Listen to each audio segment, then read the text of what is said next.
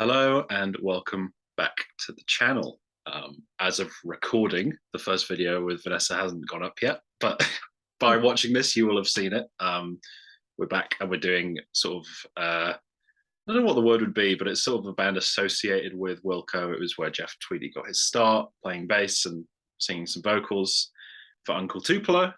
Also, Jay Farrar of Sunvolt, which is what he later went on to become. And I think there's an interesting discussion around this band over like which band went on to be better. And I feel like there's a very much, we'll get into it, but I feel like there's a team Farrar and a team Tweedy a lot of the time. But absolutely. Yeah, great to have you on again. Thank you. Great to be here. And I guess what was your knowledge of Uncle Tupelo going into this? Well, I got into them probably about 15 years ago. So I was listening to a lot of similar stuff at the time. I also got into Sunvolt at the same time. So I think that must have been my gateway to getting into Uncle Tupelo. And I was listening to was really into Sweetheart of the Rodeo by the Byrds and like some solo Gene Clark and just different stuff like that. So it kind of led me to them. I listened to one album way more than the other three, but I have heard them all. So yeah, pretty decent knowledge. Although I'd kind of forgotten a lot about the other three albums that I didn't listen to as much because it had been a really long time since I heard them. So it was good to go back.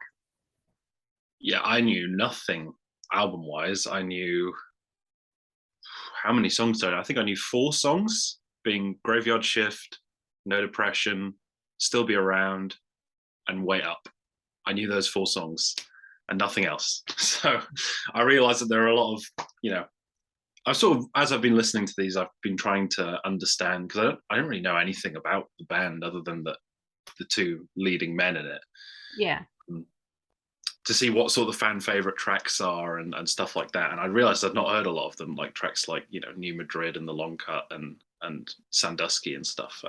We'll get into what I think of them, but yeah, a lot of that was new to me. And there are a lot of people swearing by a lot of those tracks, which I find quite interesting. So I guess I didn't really know the accepted fan views either. Like I just had my own views based on what I heard. So I don't even I think there's an obvious number one, but I don't really know if it's the obvious number one. It's just mine. So yeah, I think what is interesting about this band as well is that like we use radio music and looking at the averages, they're all pretty similar. And I feel like depending on who you ask, you might get a different answer on your number one. Yeah, true. Because you do there's differences between the albums as well. Like I felt like they're all going for something slightly different. Yeah, for sure. So I guess I'll kick us off then. Okay. 4 albums to rank, and this might be a bit controversial, but my number 4 is going to be the final album, Anodyne,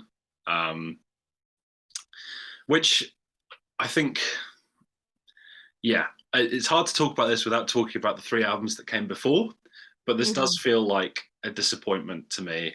I feel like they've run out of gas a little bit. There isn't as much of the vibrance and excitement in the songwriting.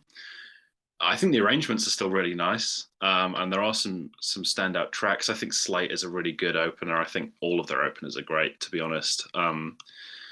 I think the fiddle and the light drums that come in, the song slowly builds and builds, and its arrangement is really cool. I think The Long Cut is one of those ones that the fans absolutely swear by, and like it's one of the best things that that they put out, and I think it's good. I don't love it. I think my favorite track is Give Back the Key to My Heart. I think that's a really sweet little song. Yeah, I think it's got great bounce to it. There's a couple songs on here that sound very like REM-ish to me. And that kind of makes sense given that Peter Buck produced the album before. They're sort of leaning more into the straight up alternative rock here rather than like the alt country sound, which made them so special and different for the first 3 albums. I think New Madrid is a sweet little country song. There are some weaker songs on the back half, I think. Like, I don't think We've Been Had is very good. I think it's possibly their worst song. I don't think the lyrics are that great either.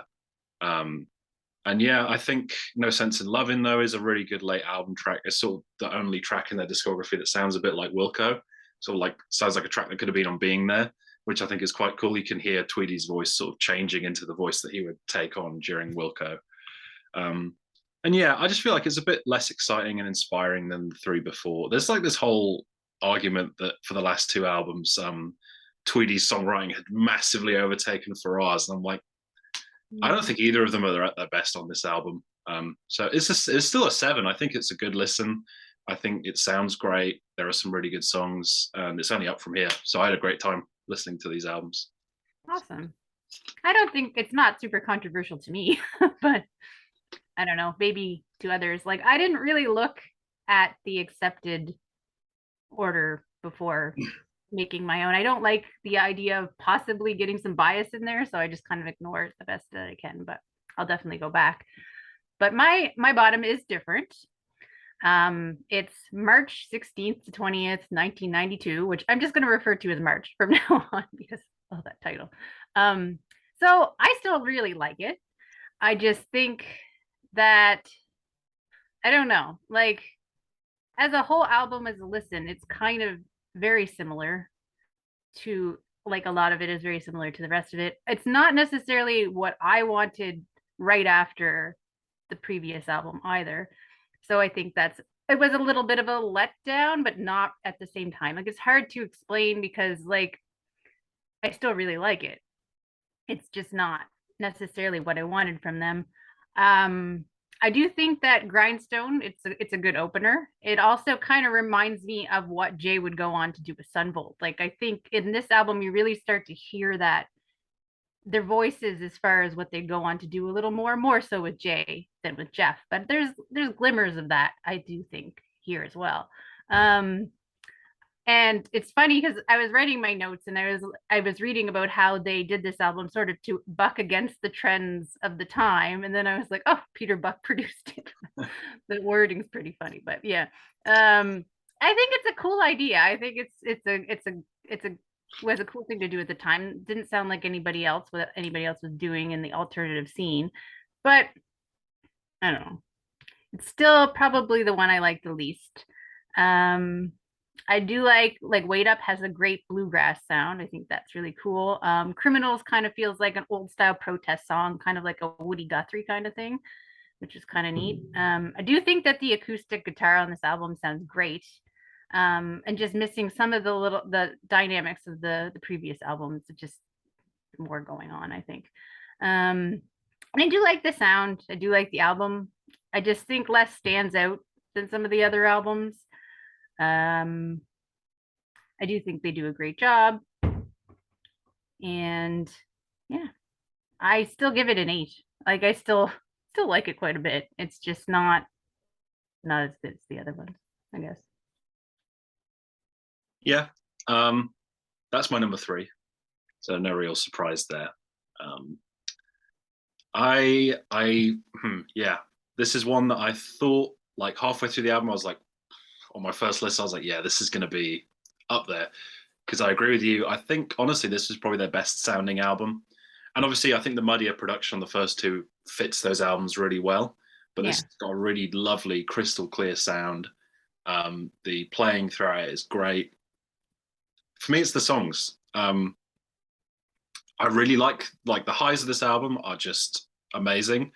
There's like what 14, 15 tracks for 42 minutes. Too much. Like, I feel like they either should have extended a couple of the songs and then cut some of the shorter ones, or just gone with a shorter album, because that sort of fits with this style of music. Because a 42-minute album should not feel long. Like, I don't. No, and it does, yeah. And I think that was a problem. And it's kind of a mood album. Like, I'd have to be in the mood for this sound. Like, I couldn't just pop this on at any time. Yeah. And there's a lot of again, talking about people clowning on Jay for these last two albums. I don't necessarily agree with it, but saying that a lot of his songwriting feels inauthentic and singing about like coal miners and stuff. And I'm like, I mean, sure, if you want to go down that route, but he's not the first person to do that who's never been in a coal mine. Like, come on, like, you have to be consistent with that criticism, and I don't think people are. Regardless of that, I do agree Grindstone is a great opener. I think it sounds terrific, and I think his voice still sounds great throughout all of these albums. I think Coal Miners is a nice song too, a bit more folky. I think Way Up is a clear highlight, one of Jeff Tweedy's best songs with the band. I think Criminals is pretty powerful, sounds like really, really good. I think, yeah, the album loses steam and it gets a bit samey. And again, like I mentioned with Anodyne, it feels less dynamic and exciting than the first two albums. And then, but yeah, it's sort of just it's really assured and mature, and it sounds amazing, which definitely carries it up a little bit as well. And I think Moonshiner is a really good Farrar track as well. I think Sandusky, the instrumental, is fantastic. Sounds really good. It's on all of those like testing your headphones playlists on Spotify. You can kind of see why. Yeah. And yeah, I think Wipe the Clock is a decent closer. And for a while in the middle there, I was like, this is going to be a 7, but I've got it to an 8. I think there's too much good stuff for it to be a 7, but it's a low 8.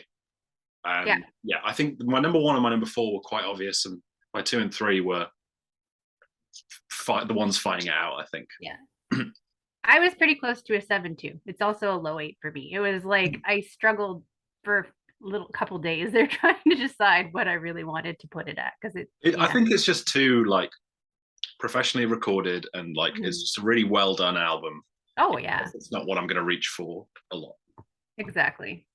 I actually also forgot to mention that I think Black Eye is probably a highlight for me as well, and neither of us mentioned it, but it's a gorgeous song.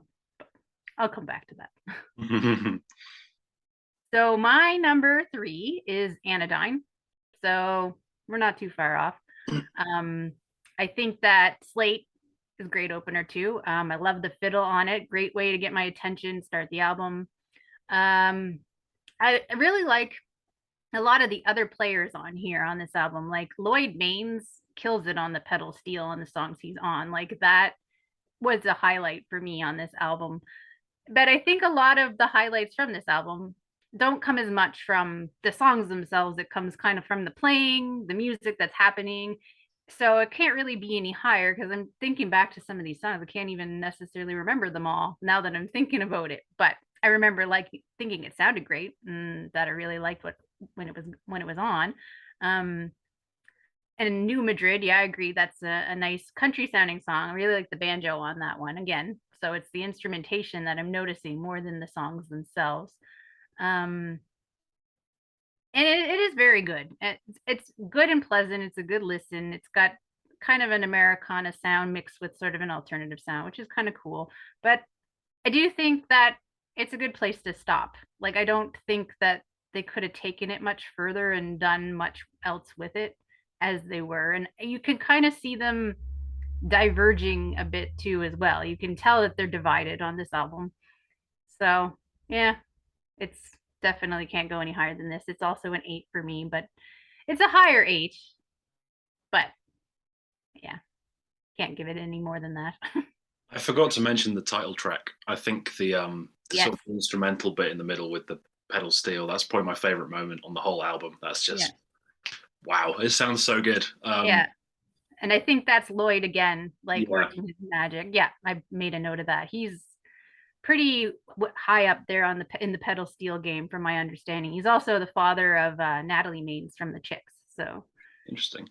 Yeah. But yeah, he was definitely a highlight for me on this album, which probably one of the other musicians that are on the album that's not even in the band probably shouldn't be the highlight. But Yeah. it's still a good album, you know. Yeah, I agree. Yeah. So I feel like we got the same top 2. Yeah. Are we going to line up? I have a feeling we will, because my number 2 is Still Feel Gone, the second album. And I guess the only thing I can complain about with this album is that it feels too derivative of the first album. And I feel like it's trying to be No Depression 2. Whereas with March 16th to 20th, 1992, that was very clearly doing its own thing. Whereas this definitely feels like a continuation. I don't want to say a repeat, because they're doing some new interesting stuff, but I feel like they're still in that same sort of youthful mode, which I do. Obviously, these are my top 2, is my favorite part about the band. Yeah. I think I've talked about how great all their openers are. Gun is just amazing. Like, oh my God, I've not been able to stop listening to that song. It's so good. I'll be talking about it again later. Um, Looking for a Way Out is really great too. I think this is the album where Tweedy really comes into his own as a songwriter. I think he has some good songs on the first album, but it's really the Farrar show on the first album, whereas here it's more split evenly, which I do like. Um, Fall Down Easy is nice, and having the piano in there adds a new dimension to the song that you haven't heard before. Still Be Around, an instant classic, one of their best songs, just perfect songwriting, like some of the best lyrics in their catalog. I think Punch Drunk is a really stomping banger. It's got like a kind of jangliness to it, which I really like. Postcard is okay, not my favorite. The loud verses and like the country-ish, slower middle section, they do that a lot, and sometimes it works really well, and sometimes like on this song, it's like I prefer the slower country-ish section, and the loud section just feels like it's doing it for the sake of it. So yeah, there's a little bit of reverting to formula on this album, which is there is a really cool fuzz guitar solo on that song though, which is really cool. Again, they're just adding some new elements to freshen it up a little bit, so that it's not just a repeat of the debut. I think D Boon also not really a standout for me. But I love True to Life. I think that's a really, really good sort of straight ahead country song. I think Discarded is also great. And I think If That's All Right is a really, really sweet way to close as well. So it's a very consistent album. There's a couple of duds for me. And I feel like, it's a little bit less fresh, but it sounds really good. It's a really, really strong 8 for me. I think it's really great. I'm going to be revisiting it a lot in the future. It was a really cool discovery. And not my favorite though. That's not mine either. It's my number 2 as well. So yeah, I see what you're saying. I agree that it's kind of a continuation. There is some stuff I did notice that was a bit different. So one thing that I've noticed a lot about the first 2 albums is that they were super influenced by the Minutemen. So despite the fact that they're doing sort of a country sound, the way that a lot of their songs are structured are very much like what the Minutemen would do. So I hear a little less on this album than I do on the first, but there's definitely some moments that I'll get into that it really stands out. And also, it was funny because when I agree, Gun is an awesome opener with that heavy sound. It really starts the album off on a cool note. But the second song, Looking for a Way Out, I suddenly was like, wow, this guitar reminds me of Dinosaur Jr. Like, this is kind of crazy. Like, I never really noticed that before. And I guess it turns out that the producers worked on Bug, which and Jay uses Jay's guitar on the first album, at least the one that he used to call Bug. So that was just kind of neat. I do like the mandolin on Fall Down Easy. I like that because I do think they're getting a little bit away from the country flavor on this from the first album, but that brings it back a little bit. Nothing is a song that reminds me of the Minutemen with the way that it sounds. It's not necessarily that the songs sound like they're ripping them off, but they just structure them similarly. Like they're doing their own thing over it, but the rhythmic patterns and sometimes like especially the bass, you can tell. And D Boon is a huge standout for me. I have like so much to say about that song, but it's because it's like D Boon was in the Minutemen. He was the singer and guitarist, and he died very young in a tragic car accident. So it had a huge impact on that community.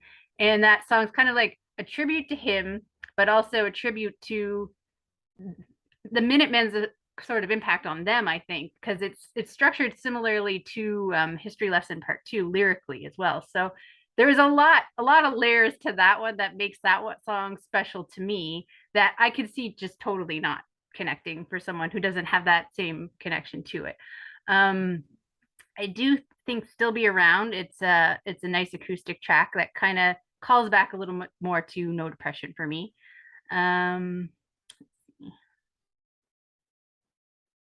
I liked Postcard. So that brings to mind the Dinosaur Jr. sound to me mixed with the country again. I thought that was cool. Just a little bit different than the debut. And I do think it's a progression. I don't think it's exactly the same, but they had to move on and do something else after it. Like they couldn't have kept going. But I don't know that necessarily what I wanted them to do afterwards was what they did, as much as I liked it. So I don't know. But I'm gonna give it a 9. I still think it has a lot of great energy. I still really like it.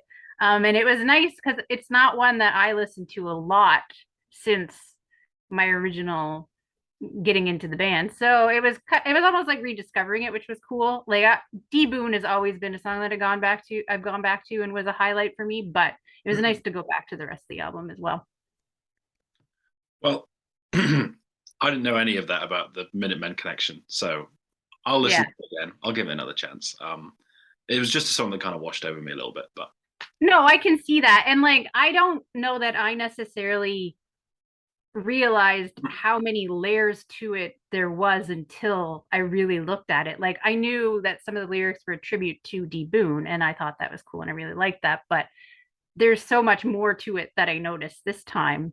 But if you weren't into them or like weren't familiar with the original song or any of that, that would just it wouldn't even you wouldn't even notice it. So like an Easter egg almost. yeah. Well, we have the same number one. How exciting! Yeah, number one for me is No Depression.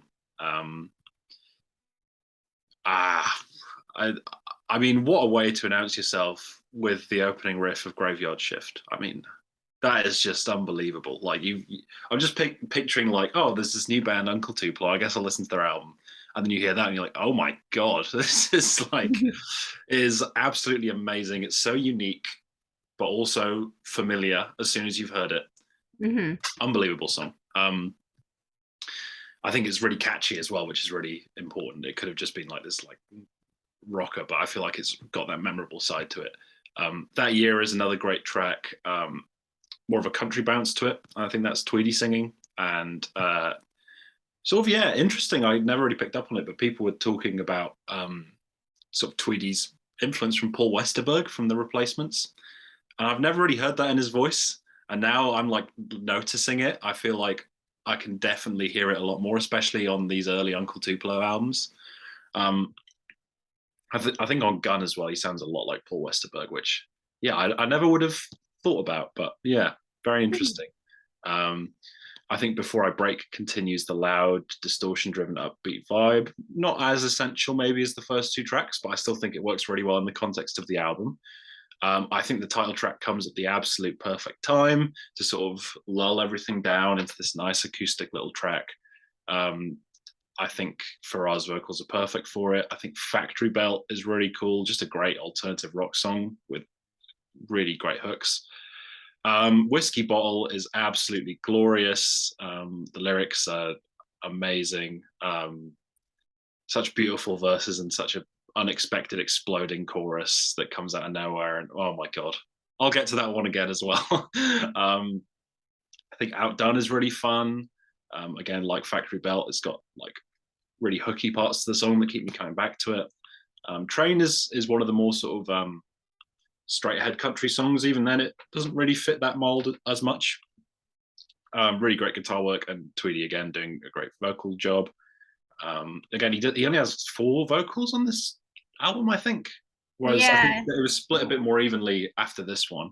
Yeah. Um, I think Life Worth Living is just gorgeous. I think Flatness is decent. Definitely not the best on the album, though. I like So Called Friend. Screen Door, the first time I heard that song, I didn't really like connect to it as much. But it was one that really stuck with me, and I kept coming back to it, and it's really become one of my favorites now. And then there's a John Hardy cover as a bonus track on the digital and the CD, and that's really good as well. I like the album so much that I listened to it like 3 times, and then I also included the bonus track as well. So, yeah, this is an amazing discovery for me. I absolutely love this album. It's so unique. It feels so fresh, even listening to it now.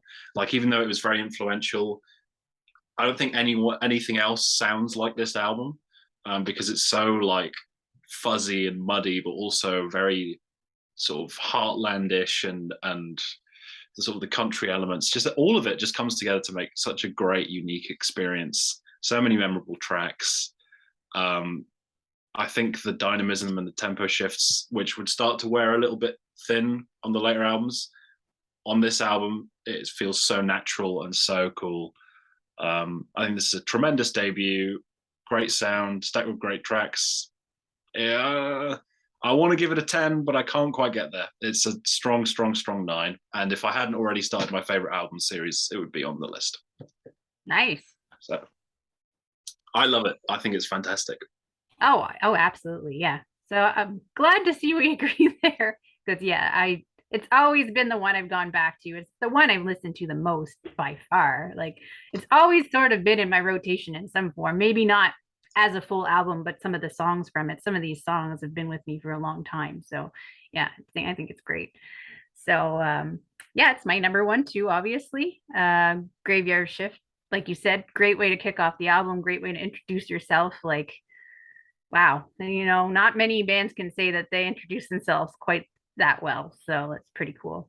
Um, this is where I see the Minutemen influence the most on this album, but it's again, they're not doing it in a way that's like, wow, they're ripping them off. It's like more like you can tell they loved them and they're paying homage to them, but they're doing their own thing with it. Like the country aspect is something that the Minutemen didn't do, but they were big on blending genres with punk rock ethos. So they're kind of taking that philosophy and they're making it their own, which I think is really cool. And it's not something I necessarily noticed and appreciated as much about them until this week. Like I really picked up on it and just added an extra layer of enjoyment for me because I love the Minutemen. They're one of my top favorite bands. So we agree on that. But yeah, and like you said, that year is a great way to keep it going. That's another song that has strong Minutemen vibes for me. Um, Before I Break keeps it going. Great song. Like there's so little to say because they're so good. It's like you don't even know how to describe it. Like I just have, oh, this is great. This is awesome. Oh yeah, like I love all these songs. I love their cover of No Depression. They do a great job with that. And I have a lot more to say about Whiskey Belt. I'll kind of save that maybe for the songs because I love that one. Um, yeah, and Outdone was one that didn't stand out as much for me, but it's still one that I really like. Um, but Train is another one that's very overtly Minutemen inspired. And I have a note here that Jeff Tweedy does sound quite a bit different here than he would go on to sound. Like at points, I almost like didn't even realize he was there. Like it's it's kind of weird. Like I noticed him more on the later albums, but not as much on this one. Um, Life Worth Living is another favorite. I love the how heartfelt it is, the acoustic sound. I love the solo at the end. I'm not sure if it's a mandolin or what it is, but I just really love that part. Um, and I love the harmonica on Screen Door.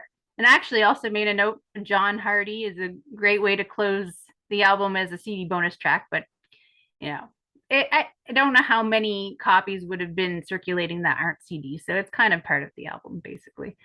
So yeah, overall, I love this album. It's always been a top favorite. It's the one that I've always returned to the most from them. There's so many great songs on it. I can't think of a song that I don't like on it. So can't say that about many albums. I'm giving it a 10, but it's it's always been up there for me. So that was an easy 10. Yeah, I feel like it could get there for me as well. I think Yeah. at some point. I think what is really interesting about that first album as well is that Farrar was 23 and Tweedy was 22, and yet Tweedy Wow. sounds really young and Farrar sounds like really gruff and old and Yeah. experienced. So it's almost at times it sounds like a father-son album, even though it's like a year between them, because their voices are just so different, and I think that works really well on the dynamics of that album as well. So Yeah. yeah, we really fun episodes. Got to discover a new favorite album and a couple more that will definitely be in my rotation. Anodyne, I will probably listen to it again at some point, but the other Yeah. two, I definitely will be returning to. Um, and I think the songs list will be really interesting because I feel like we may have some overlap, but how much Yeah. will remain to be seen. Yep, thank you, Vanessa, for coming on again. Thank you for having me. Check out the songs video when that comes. I think the next discographies, I'm not sure on the order, but we're going to have Pretenders with Sam and Weezer with Ryan. So yeah, that's very exciting. And I guess I can also announce hoping to get 2 new guests on for Rush in Tavi and Clay. And also Vanessa is going to be coming on at the start of December with Chris, who you will know from the Ween and Always videos, to talk about Harry Nilsson. Very, very special episode for this channel, especially. So Yeah. that'll be very interesting. And then I've mentioned before, after that will be Sam and I doing some end of year recap videos, favorite Christmas songs, favorite albums we've covered on the series, all that kind of stuff. So lot to come before the end of the year. Favorite album series will be chugging along. I'll hope to get that done by the end of the year as well. And yeah, so make sure you're subscribed if you're not. You should be. And yeah, hopefully we'll catch you for the songs video.